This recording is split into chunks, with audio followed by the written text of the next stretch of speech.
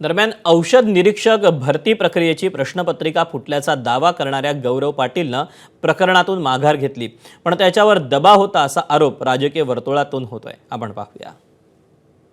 सगळ्यात महत्त्वाची गोष्ट आहे की ऋषिकेश गांगर्डे नावाची जी व्यक्ती आहे, तो जेव्हा ही कंप्लेंट केली होती या पाटलाली, याच्याबरोबरच ऋषिकेश गांगर्डे सुद्धा तुकाराम मुंडे साहेबांच्या ऑफिसला आला होता.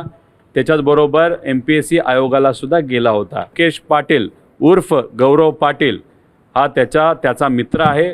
त्याला थोडं धमकवलं, त्याला भीती दाखवली गेली, म्हणून त्यांनी हे पत्र देऊन माघार घेतली. जो मेल साधारणतः 1 महिन्यापूर्वी गेलाय त्यावर MPSCला हे उत्तर आता का सुचलं?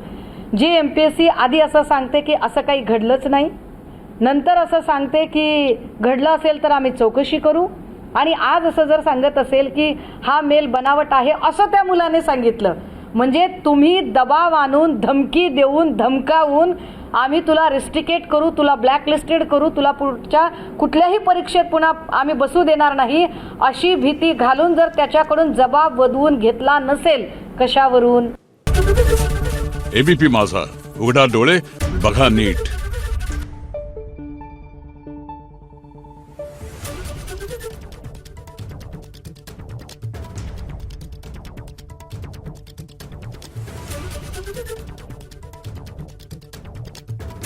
Thank you.